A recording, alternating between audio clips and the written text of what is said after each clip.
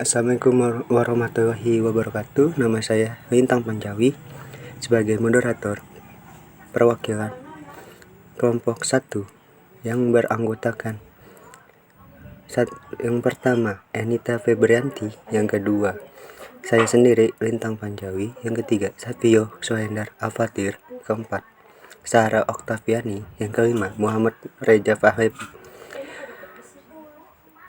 Pada hari ini saya menjelaskan tentang gangguan stres pasca trauma. Saya akan membacakan materi yang pertama. Saya akan membacakan yang pertama, yaitu definisi PTSD, yaitu gangguan stres pasca trauma. Apa itu gangguan stres pasca trauma? Adalah kondisi mental di mana seseorang mengalami serangan panik yang dipicu oleh trauma pengalaman masa lalu. Mengalami kejadian traumatis adalah hal yang berat bagi siapapun. Namun sejumlah orang lanjut usia mengidap gangguan stres pasca trauma setelah mengalami peristiwa yang menyakitkan atau mengejutkan seperti kecelakaan, insiden yang mengancam nyawa, atau perang. Orang memiliki kondisi ini mungkin memikirkan kejadian traumatis sepanjang waktu, dan hal ini dapat mempengaruhi kehidupannya. Memang sulit untuk menyesuaikan diri dan menerima perubahan setelah kejadian kehidupannya. Memang sulit untuk menyesuaikan diri dan menerima perubahan setelah kejadian traumatis. Tapi selalu ada cara untuk membuat orang yang memiliki kondisi ini merasa lebih baik. Seberapa umumkah kondisi ini? PTSD merupakan kondisi yang tergolong umum. Gangguan stres pasca trauma umumnya lebih banyak mempengaruhi wanita daripada pria.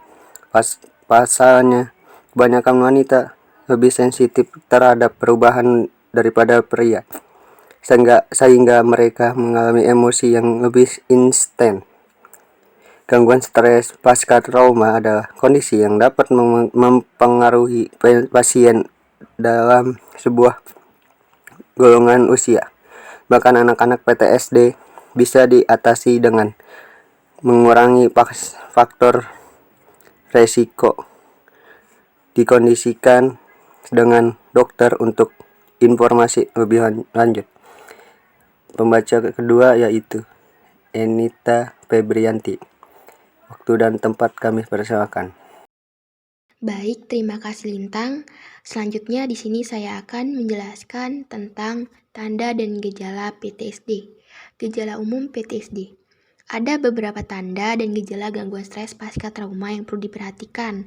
Di antaranya adalah ingatan masa lalu penyebab trauma yang terus-menerus muncul, kerap mengulangi peristiwa traumatis seolah kembali terjadi, sering mengalami mimpi buruk yang terasa nyata mengenai berbagai hal traumatis, reaksi fisik yang menyebabkan stres mengenai hal yang menimbulkan perasaan trauma. PTSD juga menyebabkan adanya perubahan pada pola pikir dan suasana hati yang cenderung menjadi negatif. Contohnya, pikiran yang selalu negatif terhadap diri sendiri atau orang lain, tidak ada harapan untuk masa depan, lupa akan berbagai aspek-aspek atau detail penting yang berkaitan dengan penyebab trauma, tidak bisa menjaga hubungan baik dengan orang lain, merasa jauh dengan keluarga maupun kerabat dekat, kehilangan semangat melakukan aktivitas yang biasanya disukai, tidak dapat menunjukkan energi positif dalam diri, kesulitan merasakan berbagai emosi di dalam diri. Reaksi fisik yang mungkin muncul pada penderita PTSD. Ada pula perubahan pada reaksi fisik maupun emosi terhadap banyak hal, seperti berikut ini. Mudah terkejut atau merasa takut, selalu waspada terhadap berbagai hal yang dianggap bahaya, kecenderungan menyakiti atau merusak diri sendiri, kerap mengalami gangguan tidur, kesulitan untuk berkonsentrasi, mudah marah atau lebih agresif dalam merespons berbagai hal, perasaan bersalah atau malu yang berlebihan. Kapan saya harus periksa ke dokter?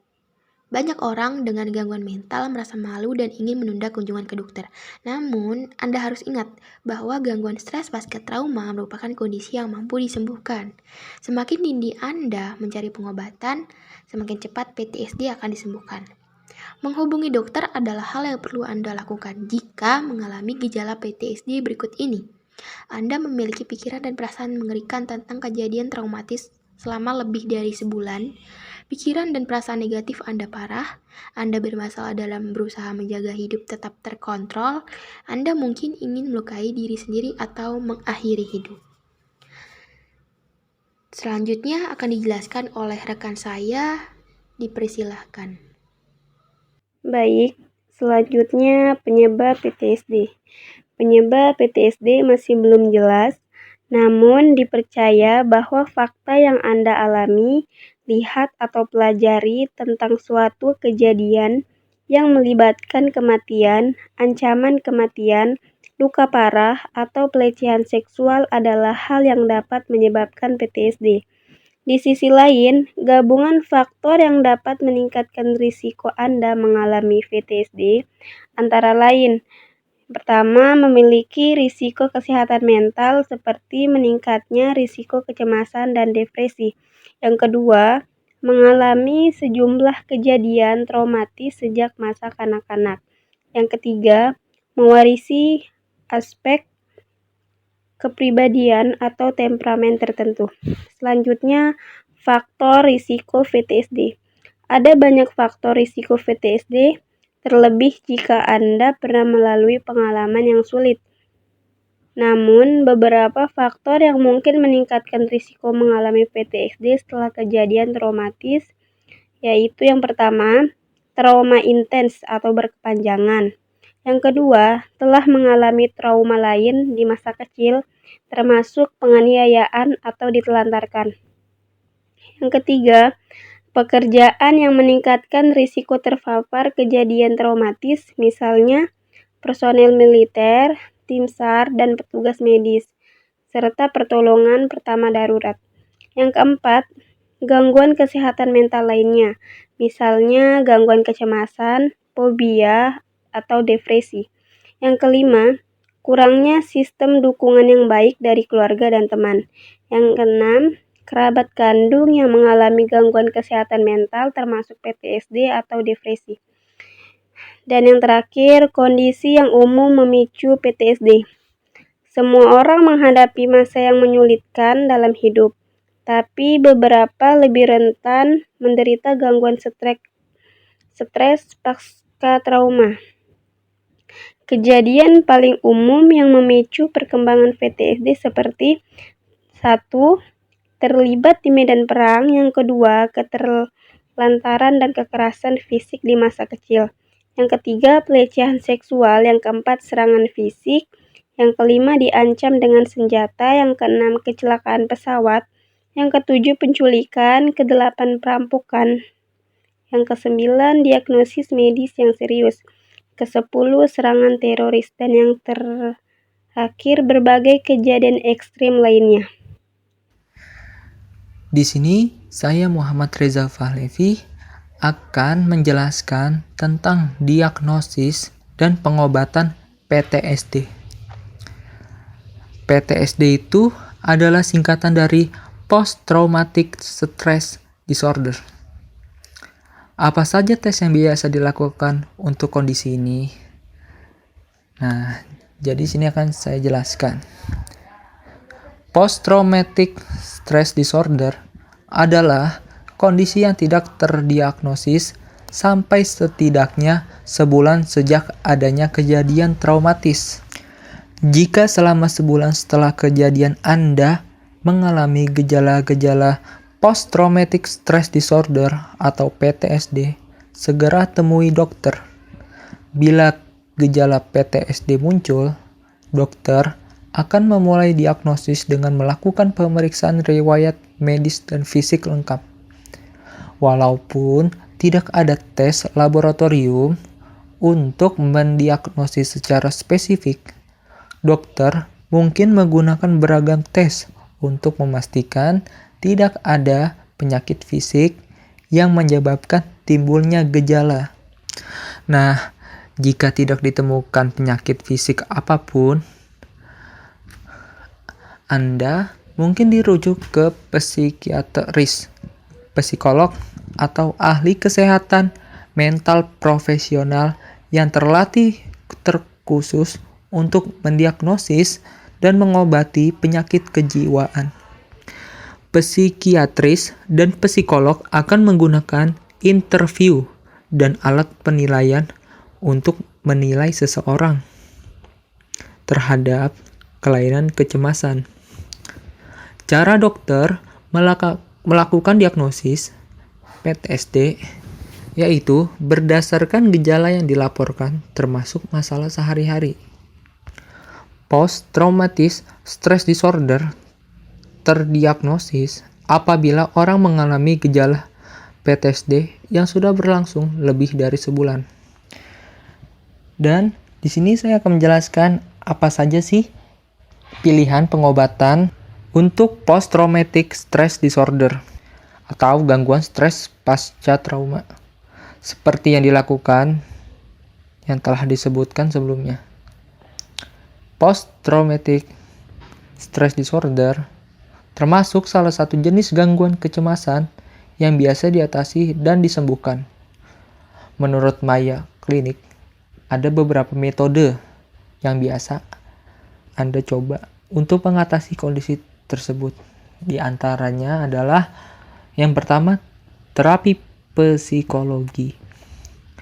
Ada beberapa jenis terapi psikolog atau psikoterapi yang bisa dilakukan jika Anda ingin terbebas dari post-traumatic stress disorder. Di antaranya adalah terapi kognitif. Terapi kognitif salah satu jenis psikoterapi yang dilakukan dengan berbicara dengan ahli terapi untuk mengetahui pola pikir yang mungkin menyebabkan Anda terjebak dengan memori yang menimbulkan efek traumatis. Saya Safi Suendra Fatir yang akan menjelaskan exposure terapi. Exposure terapi yang satu ini adalah terapi psikolog yang dapat membantu Anda menghadapi situasi dan ingatan yang selama ini menimbulkan efek trauma dengan cara yang aman dan tidak berbahaya. Hal ini juga membuat Anda bisa lebih efektif dalam mengelola hal-hal traumatis penyebab gangguan stres pasca trauma. Terapi ini juga bisa dilakukan menggunakan program virtual reality yang membuat Anda kembali merasakan suasana atau kondisi penyebab timbulnya trauma dan terus-menerus latihan menghadapinya. Yang kedua, penggunaan obat-obatan. Ada juga nih beberapa jenis obat-obatan yang dapat membantu Anda mengatasi gejala post-traumatic stress disorder yang disingkat PTSD dan membantu proses terapi.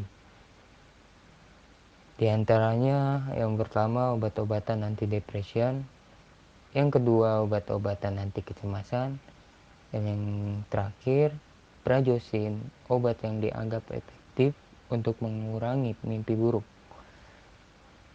Pengobatan PTSD di rumah, gaya hidup dan pengobatan rumahan juga yang mungkin membantu mengatasi post-traumatic stress disorder atau yang disingkat PTSD. Di antaranya yang pertama ikut perencana pengobatan dan bersabar, yang kedua pelajari PTSD agar bisa lebih memahami perasaan Anda, lalu bisa mempersiapkan strategi untuk merespons secara efektif. Yang ketiga, cukup beristirahat, konsumsi makanan yang sehat, berolahraga, dan meluangkan waktu untuk rileks. Dan yang terakhir, jangan menyalahgunakan alkohol atau narkoba yang memberikan lebih banyak lagi masalah dan mencegah kesembuhan yang sebenarnya. Bila ada pertanyaan, konsultasikanlah dengan dokter untuk solusi terbaik masalah Anda. Sekian dari penjelasan kami. Yang selanjutnya dikembalikan kepada moderator. Kami dari kelompok 1 yang ingin bertanya silakan ditanyakan. Terima kasih. Assalamualaikum warahmatullahi wabarakatuh.